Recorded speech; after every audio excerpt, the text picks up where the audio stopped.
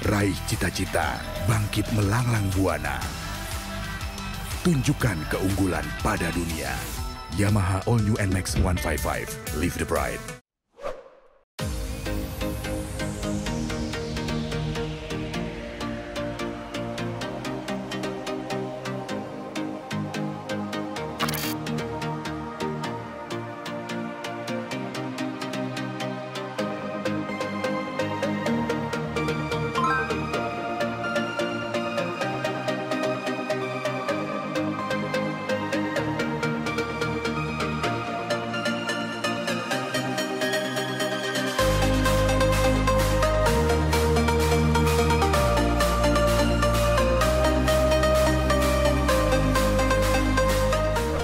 Pak, bisa dijelasin sedikit terkait progres Pasar Banyu Asri sampai saat ini seperti apa sih?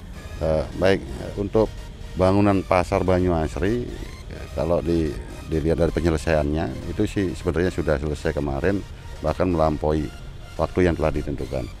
Cuman di sini karena ada proses administrasi seperti penyerahan bangunan dari rekanan kepada si pemilik kegiatan, dalam hal ini ke PU itu baru bulan-bulan kemarin ini diserahkan, dan kemudian PU sudah, kalau tidak salah minggu lalu sudah menyerahkan juga kepada aset, jadi BKPAD ya. Kemudian dari Pemkab melalui aset itu menyerahkan kepada kita, kemarin itu prosesnya memang cukup panjang. Nah, artinya kita mengarah pada sistem pengelolaan dengan pola kerjasama pemanfaatan.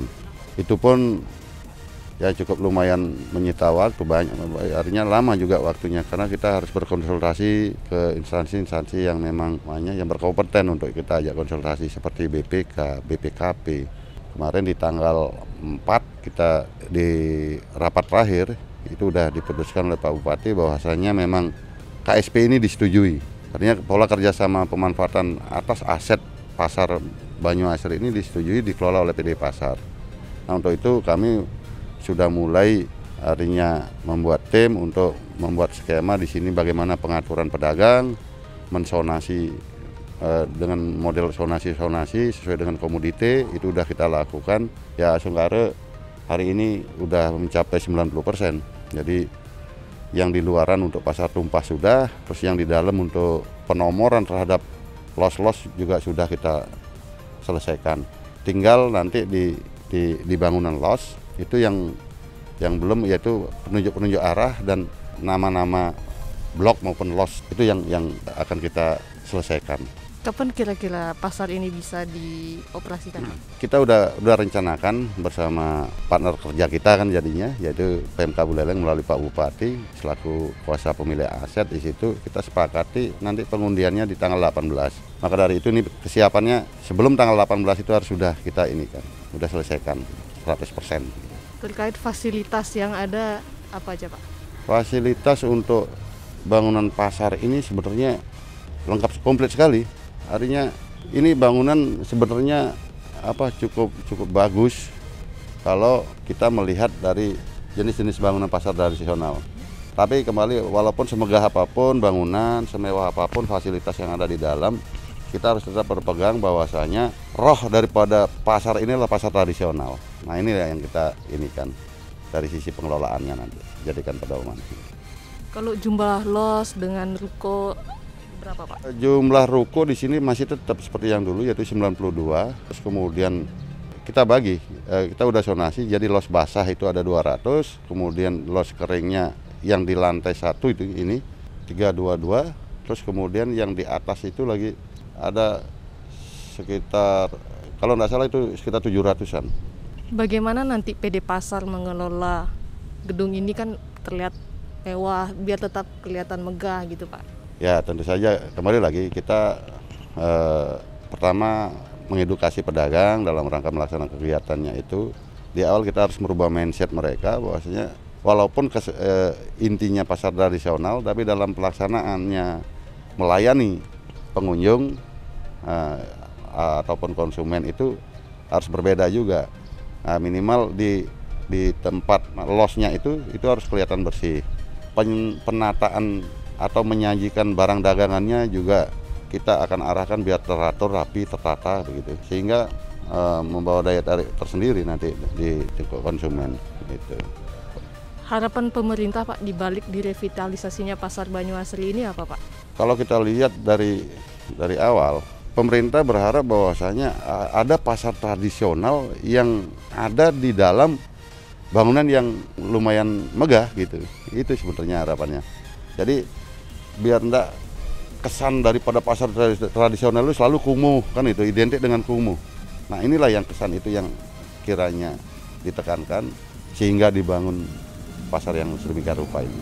Ada sangkut pautnya juga dengan program Bupati terkait The Spirit of Sodean itu Pak?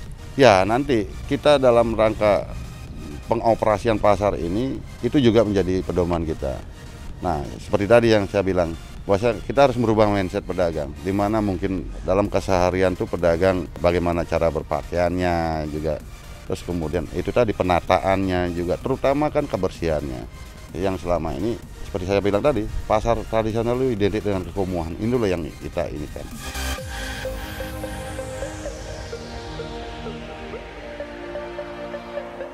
Jadi dalam rangka persiapan menuju tanggal 18 itu, kita udah siapkan juga ini.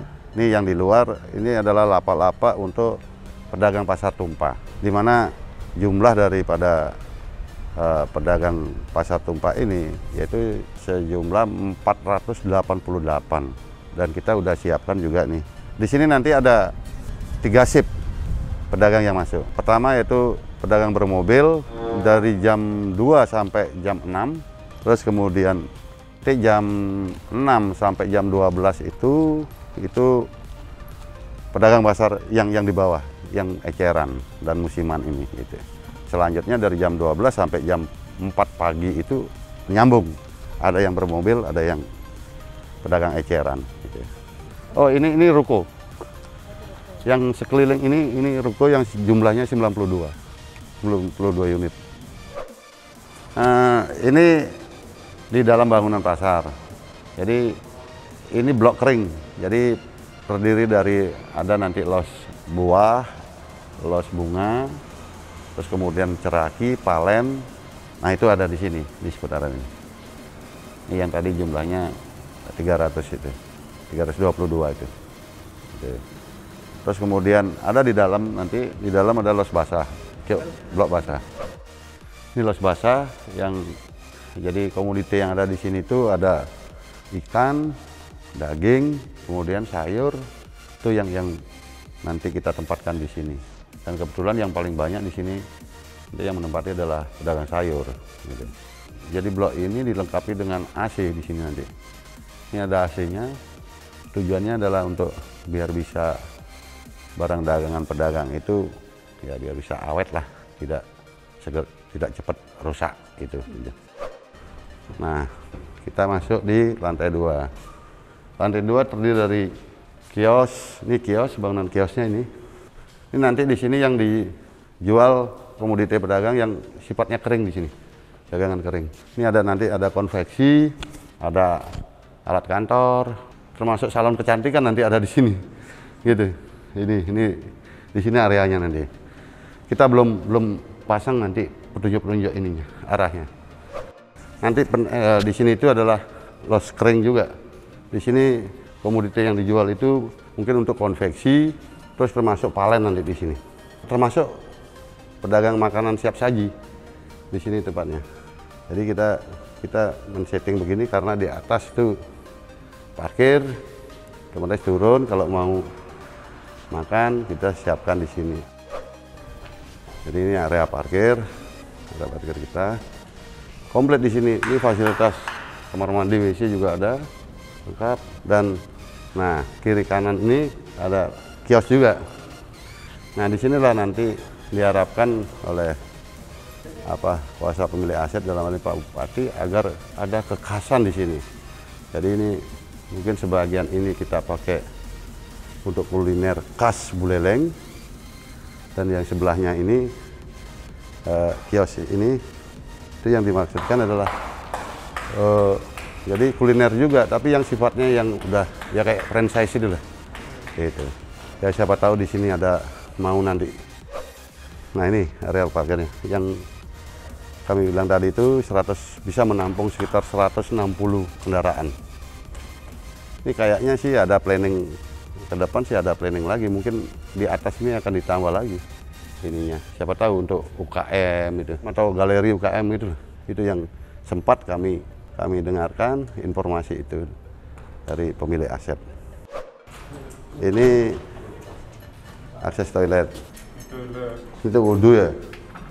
Ini untuk disediakan juga untuk ya umat muslim untuk berwudhu. Terus kemudian ini toilet prianya ada di sini.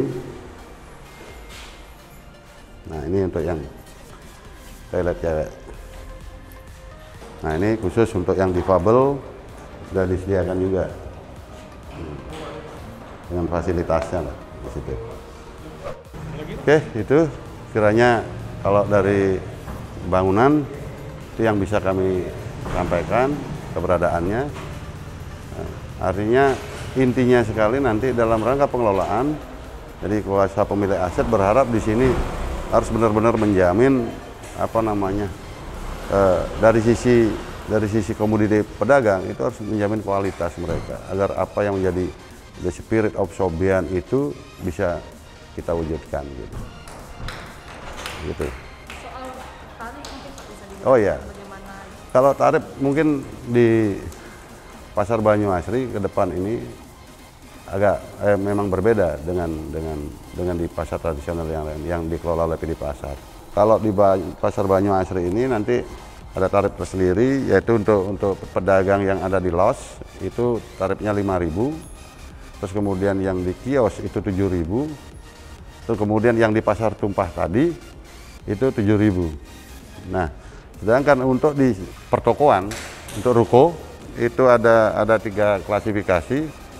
Ini yang di depan yang sepanjang Jalan Ayani ini 25.000 per hari. Lingge dan terminal ini Jalan Lingge dan terminal itu 20.000, dan yang di Samudra itu 15.000. Itu tarif yang sudah kita sepakati juga dengan kuasa pemilik aset.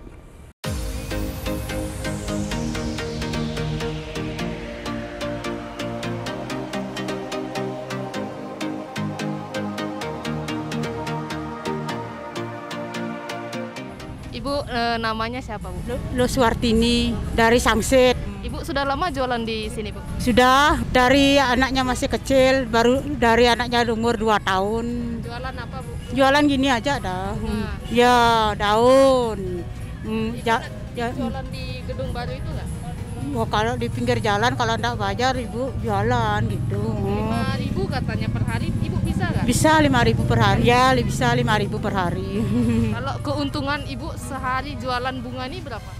Ya, kalau rame banyak gini untungnya, bawa pulang bisa. Kalau sepi bisa ndak bawa uang pulang gitu. Sehari itu biasanya dapat berapa jualan? Ya paling kecil ya sehari, sisanya itu sampai ya 50.000 kanggo ida.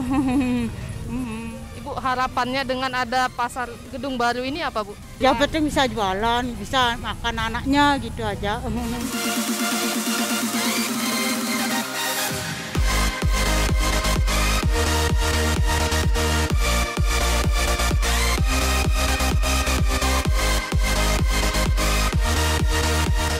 Pak, namanya siapa Pak?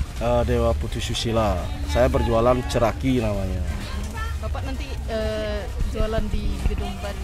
Ya jelas saya dapat berjualan di pasar baru. Saya khususnya sebagai pedagang pasar tumpah. Untuk posisinya tidak di atas, dibuatkan lahan khusus untuk pasar tumpah. Namun kami merasa keberatan kalau dibuatkan tenda untuk pasar tumpah, mungkin alangkah bagusnya. Jadi kelihatan pedagangnya mungkin rasa bersyukur lah, kelihatannya rapi, bersih. Tapi kalau seperti biasa, seperti bongkar pasang kayak dulu ya sama dengan percuma juga ada pasar baru bagi kami sebagai pasar tumpah. Harapan kami sebagai pedagang pasar tumpah khususnya, harapan kami supaya dibuatkan tenda walaupun tidak diberikan berjualan dagangnya di tempat lahan itu tempat langsung dibongkar, tapi tenda khususnya tenda harus dibuatkan, harapan kami. Tanggapan Bapak dengan dibangunnya gedung baru ini gimana? Ya, saya sebagai warga Buleleng ya merasa bangga karena kita kan punya pasar mewah, pasar baru, pasar seni katanya dibilang. Mungkin bagi kami ya bersyukurlah punya pasar baru gitu.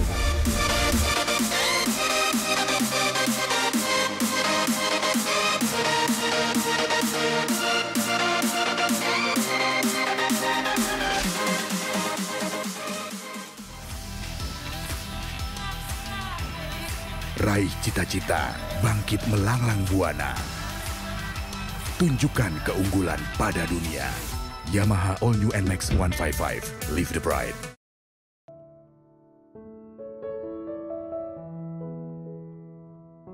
Baca berita selengkapnya di Koran Tribun Bali dan baca juga www.tribunbali.com.